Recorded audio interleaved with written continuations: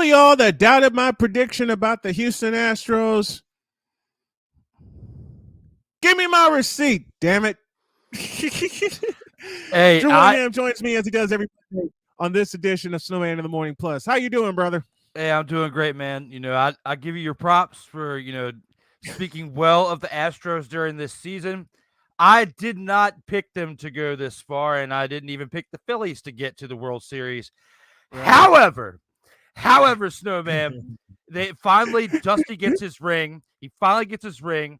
I finally got to say F the Phillies. That's what I've been saying this entire playoffs because they knocked my team out. The Braves, and, the Mets, they knocked everybody out, and they upset the entire league. Nobody thought the Phillies could get here. After firing Joe Girardi during the season to have a horrible start to the season, you get Thompson in. He leads this team along with Bryce Harper, who I hate to admit that Bryce Harper led a team to a World Series, but finally a team that Bryce Harper was on that he was leading got to the World Series, got that far. But your team, the one that you were speaking highly of, finally got over the hump, made it happen. Happy for you, and great on your prediction for that as well. And I said six games because there was one thing that the Phillies lacked that the Astros had an abundance of: pitching. Depth as a whole is what they definitely lacked. You can't win a series without pitching. Absolutely. They proved why having 106 wins and getting that far, they showcased why they were able to get that many wins during the season, and that's what pulled off the victory in the World Series this year.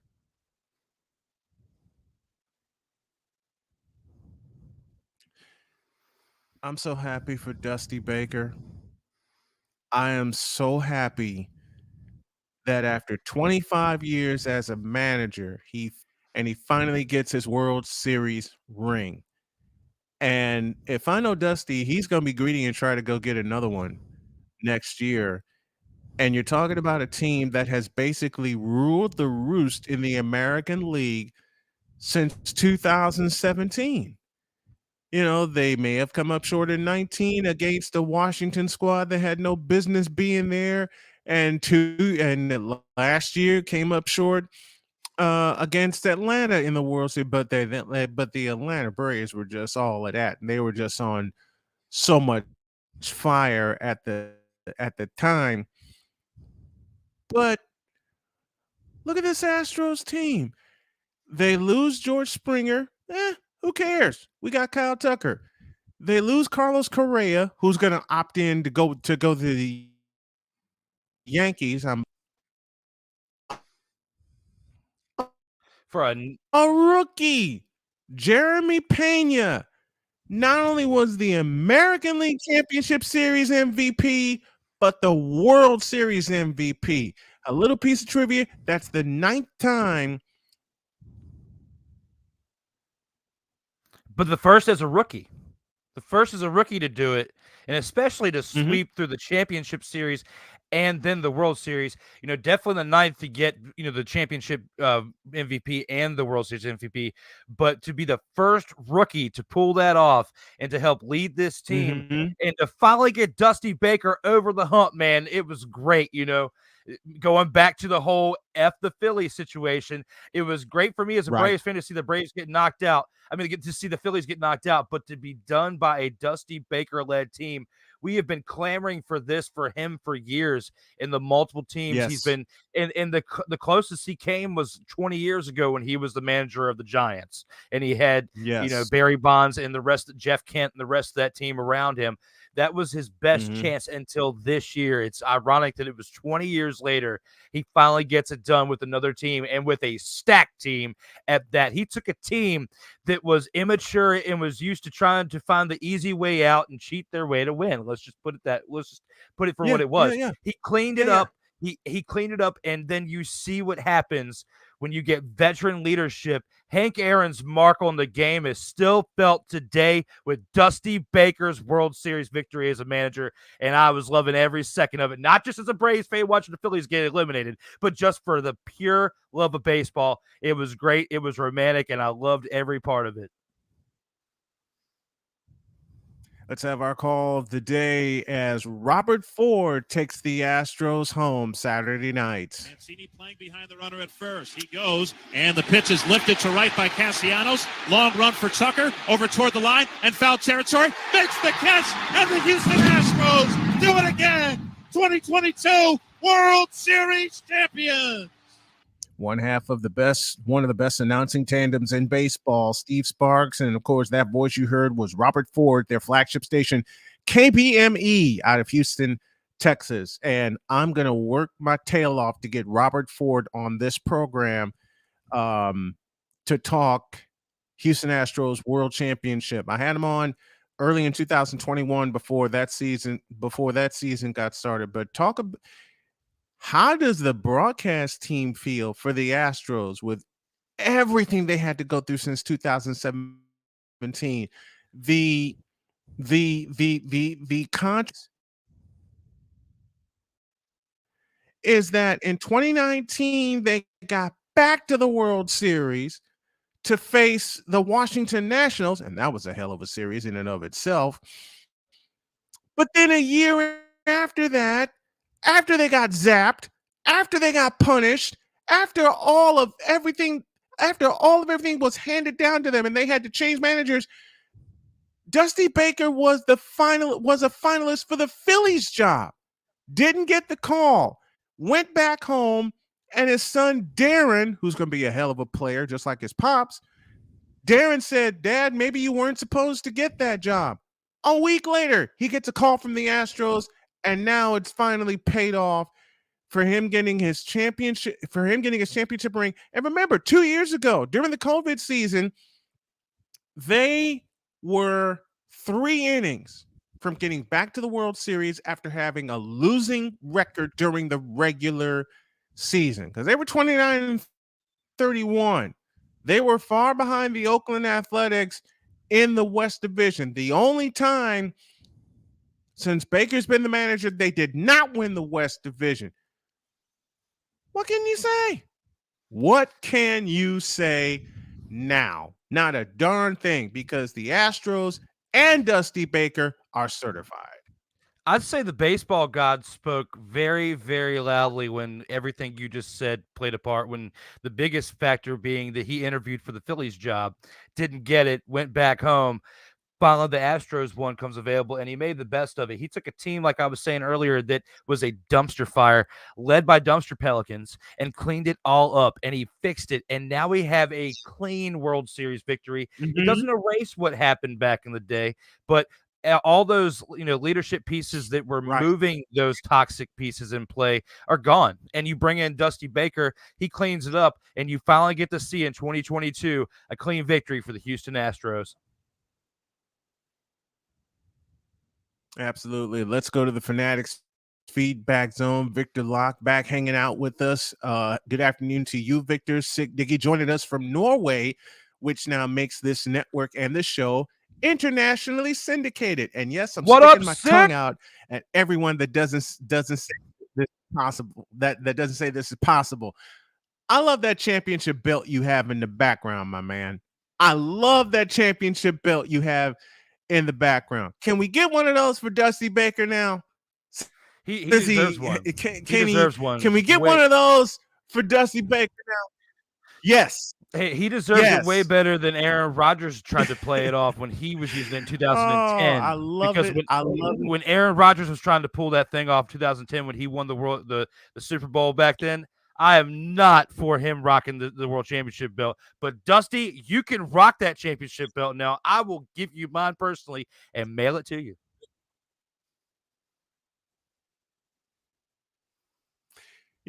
I'm gonna have one of my own, and have it in my new background in my new studio when I build it next year, because I got our new studio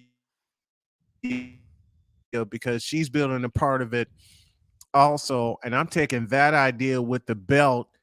I'm gonna have a big piece of her, because hey, Jody saved my life, all right, and I am not ashamed to say as such.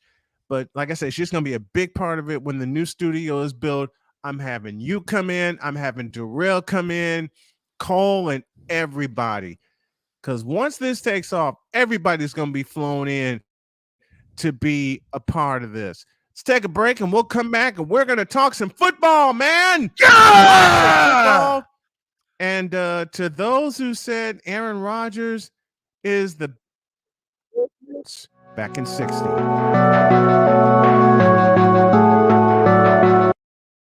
I want to do a TED Talk, but I don't have anything to talk about yet. I'm getting there. Life is for the living. We're not here that long. You can learn anything you want to learn without any money spent. What do I really enjoy? What do I really want out of life?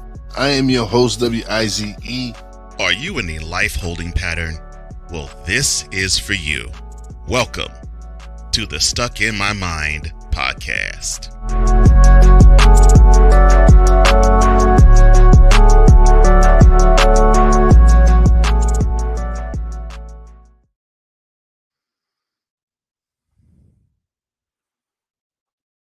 And we are back here on Snowman in the Morning Plus with myself and Brian Snow. Darrell Owens. I made a post yesterday that said the Astros won it all. SMU and Houston had a crazy game. I wonder what'll happen. And LSU beat Alabama. I wonder what'll happen next. And then I put in parentheses, looks at Ford Field. Do you know every Packer fan that I know that's a dear friend of mine said, hey, don't put that evil upon me. I didn't have to. Aaron Rodgers did it to himself. Snowman, you pissed off. Snowman, you pissed off some people when you said that. I can just know that for a fact that you definitely did. I know it. And I don't care because I saw it coming. It's been that kind of weekend. I saw it coming because how can you explain Aaron Rodgers being one of the best quarterbacks in the league when he throws not one, not two, but 3 red zone interceptions? He definitely did. All 3 of them could have led walking away with that victory.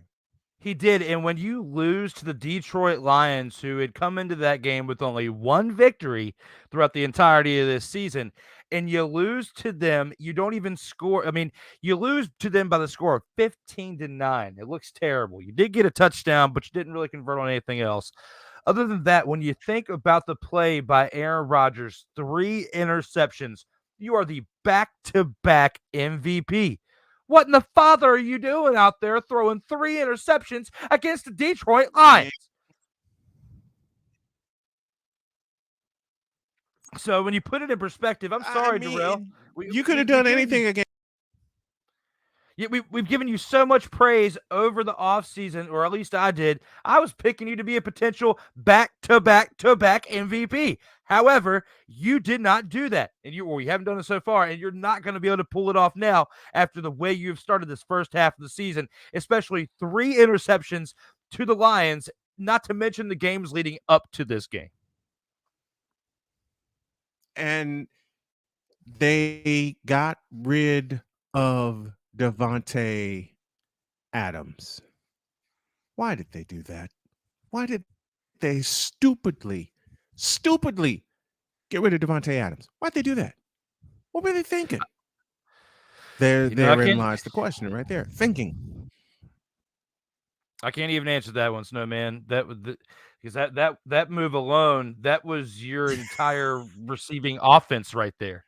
That was your entire receiving offense. Now all you've got is Lazard, who can barely stay healthy, and Dobbs, I guess, is the other guy. And then, of course, you've got Randall Cobb, who's there for a cup of tea because he's on the way out. He's at the very end of his career and is not what he used to be on his first run with the Green Bay Packers. So when you put it into perspective, and you've had the opportunities to make moves here at the trade deadline, and you've passed on Claypool and others, what else is there for you to do? Your season is in jeopardy to not even, let alone make the playoffs. You might be under 500 this season. Their season is over. When this slide started, their season is finished. Okay? and since being finished, you know another team I'm going to put an epitaph on? The Los Angeles Rams. The defending Super Bowl champions had a game locked up yesterday against Tampa Bay, and somehow, some way, the Buccaneers pull it out. Because I will be honest, I was sitting here in my office, I was feeding my wife scores, and I said the Rams are going to win 13-9. I'm sitting in the back talking, and then my wife looks at me and says, I think you better go look at that Tampa Bay score again. I said, baby, it's over. They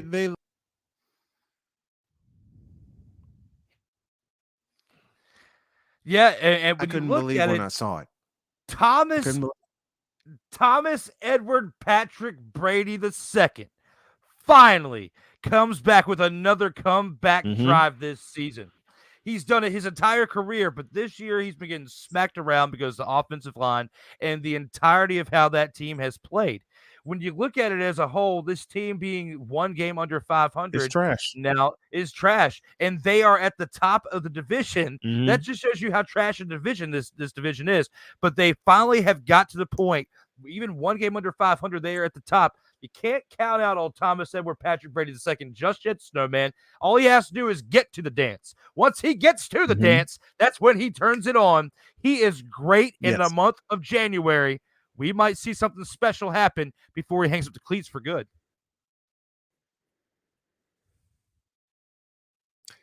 I ain't seeing it. I'm sorry. I mean, I love you, Tom Brady, but I'm not seeing it. And here's the other thing. One trade that be under the radar is the trade that the 49ers boldly made for one Christian McCaffrey. Because now you look at it, and something that Jay Spivey said on the morning show, they didn't have to trade up to get Trey Lance. They could have saved that for a pick down the line. But be that as it may, 3 dynamic weapons now in the backfield for San Francisco. Elijah Mitchell, who will be back off of an injury and be ready to go next Sunday night. Deebo Samuel, who will be nice and healed. McCaffrey. Hey, that trade is paying Now, I worry dividends. about health with Christian McCaffrey. I won't worry about. Yeah, that trade is paying dividends for you guys, bringing in McCaffrey from the lowly Carolina Panthers. You get someone that you can definitely depend at running back. Biggest thing, and I even said this last week when we were talking about the Snowman, is keeping McCaffrey healthy. Can you do it? It's definitely going to be a big test for this San Francisco team, but if there's anybody that can do it, it is Kyle Shanahan, a guy in a family that has a history with the McCaffreys. When you look at how they played, you know, they've had time to get this thing going. I think you could see something special in San Francisco for this year, if not potentially for years to come. And what the connection that the Shanahans have had with the McCaffreys.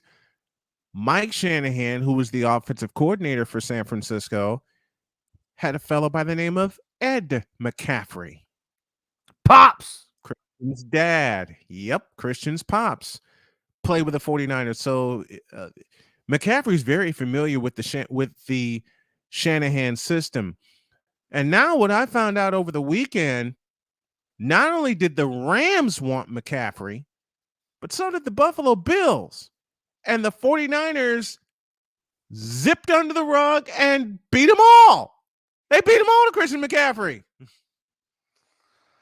Yeah, I mean, you've got a gem there at running back with McCaffrey. It's just good how you're going to utilize him. But I just feel like if there's anybody out of all 32 NFL teams that can do it, it is a Shanahan-led 49ers team. That their biggest question mark has really been at the running game, because if you can establish a core within the running game there in San Francisco, you've got wideout spots that you can definitely hit. It's a matter of mixing in your plays. Everybody knows famous football, no matter what scheme you're running, you have to establish the run one way or another, because the running game builds your overall scope of what is available for you for the rest of your play calling duties throughout the rest of the game. So if you don't have a decent running game, I don't care who you are. I don't care how great of a quarterback you are, and Thomas Edward Patrick Brady II. What helped you yesterday was playoff Lenny finally showed back up in Tampa Bay. And if playoff Lenny stays hot, then you guys might just make a comeback. However, it has been an ugly first half start. But what we all know, no matter how much we don't want to acknowledge it or not, how much we like or dislike Thomas Edward Patrick Brady II, the man is the king of comebacks. I will never call LeBron James a king, but I have to call Thomas Edward Patrick Brady II the king of comebacks. And we saw it firsthand again for the 1,000th time yesterday on a game where he threw for 100,000 passing yards between regular season and playoffs combined. You got to give him that title, king of comebacks, Thomas Edward Patrick Brady II.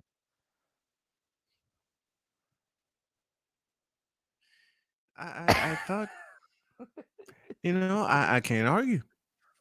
I can't argue. For one sec, I can't argue. But I will say this. You can ballyhoo Brady all you want, and the numbers are undeniable. I know that. They're going to be thrown in my face forever.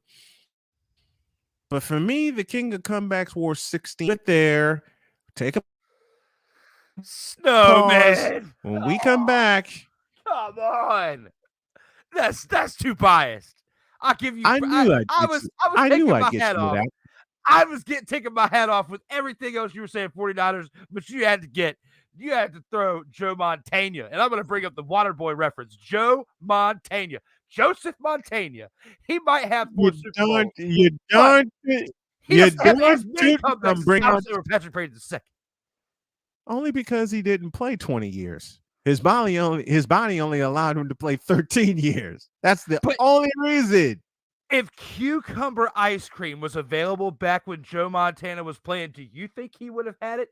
No. Tom Brady did it because Joe Montana was like, I want vanilla or chocolate. He didn't want to go the route of eating cucumber. If he ate the cucumber, like Thomas said with Patrick Brady II, he might have played 23 or 27 years, however long. I don't know. But the rules have changed. And then there's the thing in the Super Bowl, and this is how we'll go to break. Brady never did this. Rice has just said a super touchdown.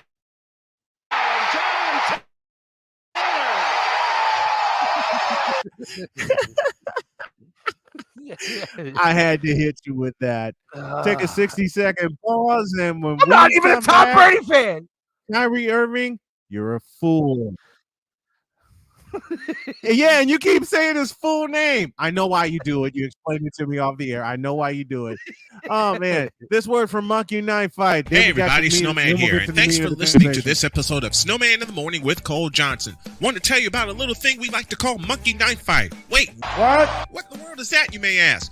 Well, Monkey Knife Fight is a daily fantasy site where you can play your favorite games, support your favorite players, and make money at the same time. And right now, if you go to monkeyknifefight.com and use the code Snowman, you will get a 100% deposit match on up to $100 on your initial deposit. Go to monkeyknifefight.com and use the code Snowman for an up to 100% deposit on your first deposit of up to $100. Thanks, and tell them Snowman sent you.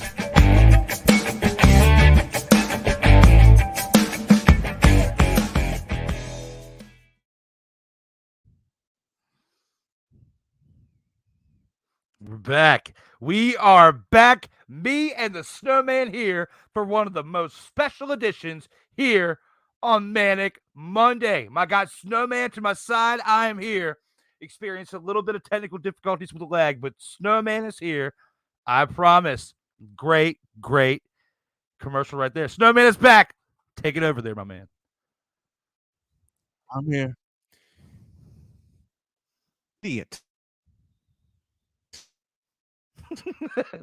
Kyrie Irving this morning. I left it this morning. I'm going to really go in tomorrow. But I have 4 simple words when it comes to Kyrie Irving. You signed a contract, which means you need to fulfill said contract. And with the way Kyrie Irving has acted lately, that contract just may be torn to shreds. And I wouldn't blame the Brooklyn mess if they did that. You know, do you think, and I'm going to ask you a question here, Snowman, and kind of reel this in on the Kyrie deal. With everything as a whole, his comments, what he said, with the things that have come out of his mouth in recent and past since joining the Nets, and you know what? I'll even go a step further back.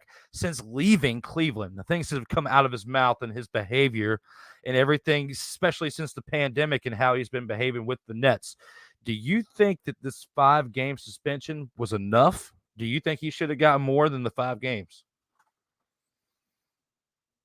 Answer that very eloquently.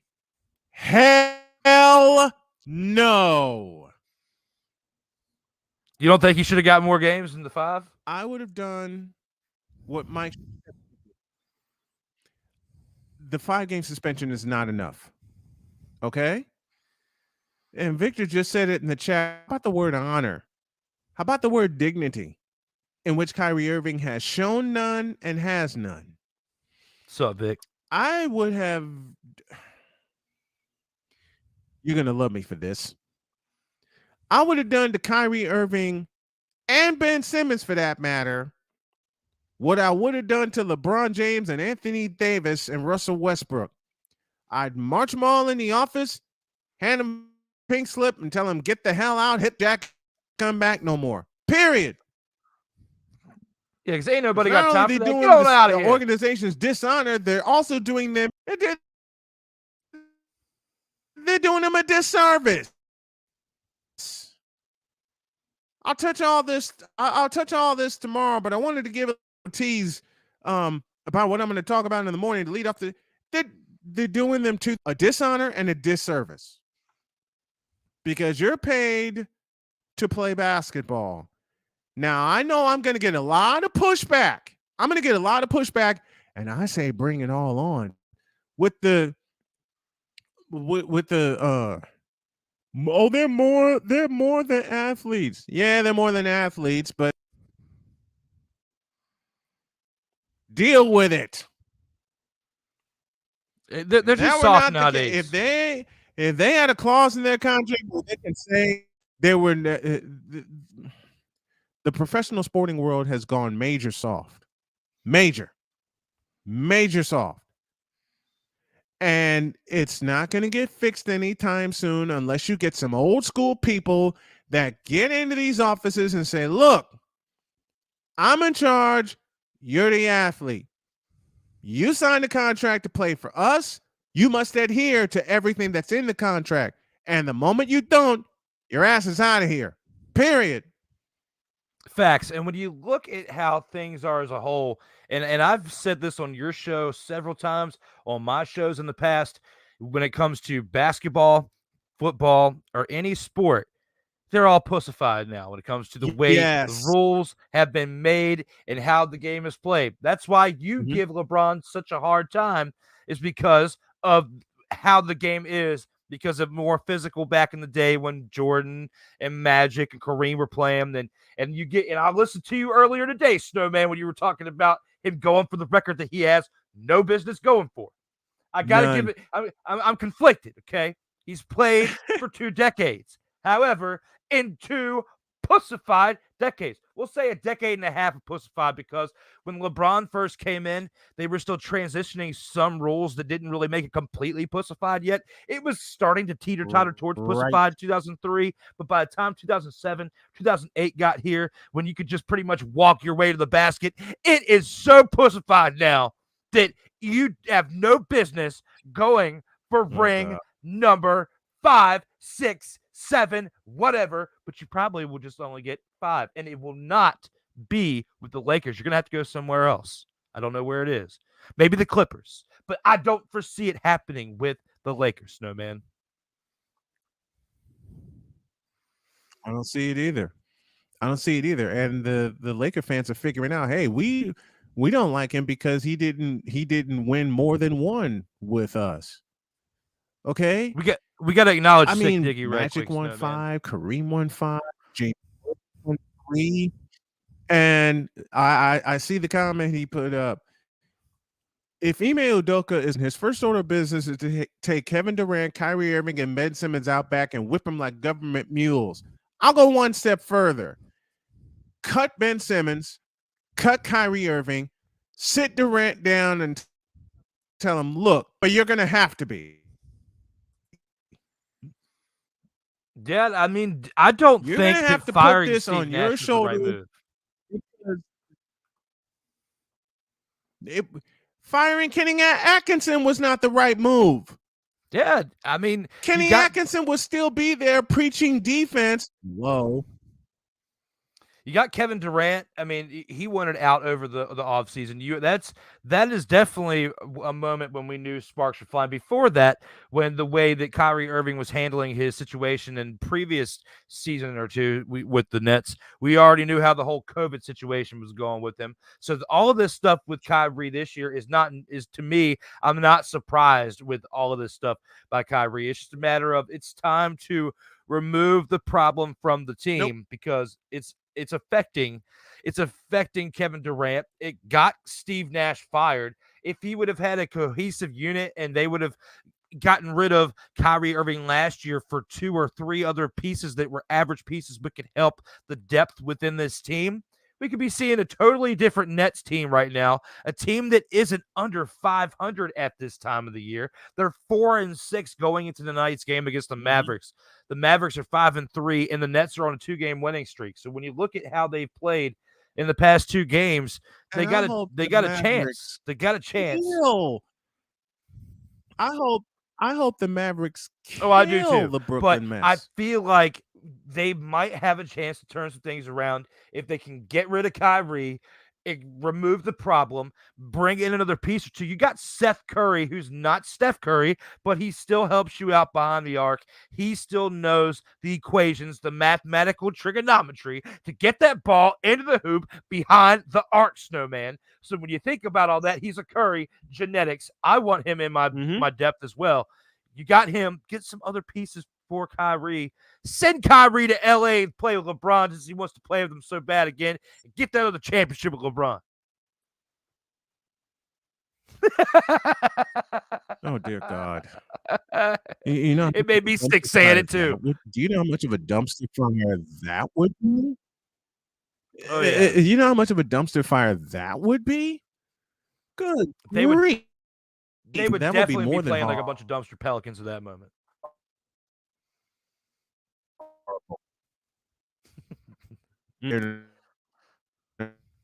Of course, Rod West is at it again. Hey, Rod, you may love LeBron, but LeBron's never done this in the playoffs. Michael on the drive across the lane. Turnaround shot. Got it. 63 for Jordan. Can we hit him with the grandma? Can we hit him with the grandma because saying that MJ is trash, he deserves the grandma smoking on that one because that's ridiculous for anybody to say that MJ is trash. You definitely got to be smoking something. Okay. All I gotta say is this: MJ is trash. Oh, hell no! And no. And matter of fact, I'll end with this. Hey, Rod, for you saying MJ is trash, that is blasphemous. How dare you? How dare you say such a thing? But then again, this is one of our favorite commenters we're talking about. You got some Bishop Bullwinkle? We'll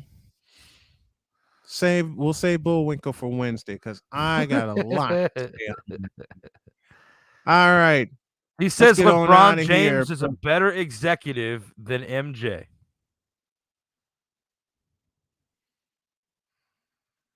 Once again. That is blasphemous. That is blasphemous. How dare you? How dare you say such a thing? And Jack Buck, take us out of here. And we'll see you tomorrow night. And in this case, we'll see y'all tomorrow morning. Thank you, Before Drew. we roll out, Snowman, I got one thing. If you got me, all right. So you got me. So I got to give a shout out tomorrow, 8:00 p.m. Eastern time, episode 58 of the In or Out Sports Debate. Victor Herrera joins for the first time of the Legacy Maker Sports Network and hosts the 3-Putt Golf Show. I got to get Snowman in here soon for at some point within the 60th episode, hopefully soon. Got to get Snowman back in there for the third appearance. Check it out on the Legacy Maker Sports Network, Yes. LegacyMakerSports.com.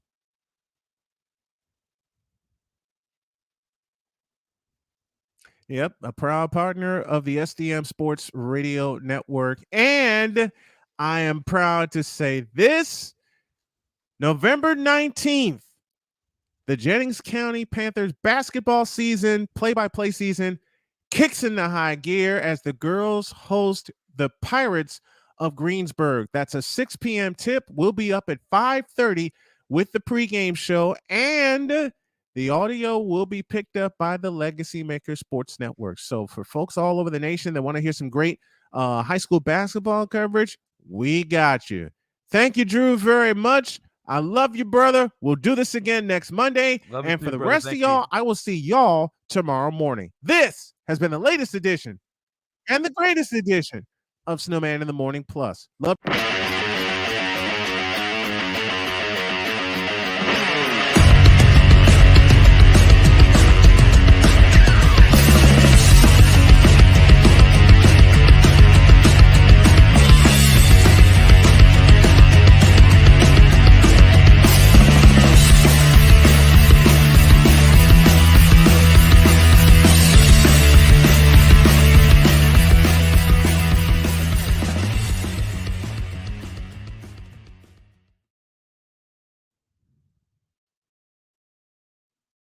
Snowman. Oh, and don't forget the premiere edition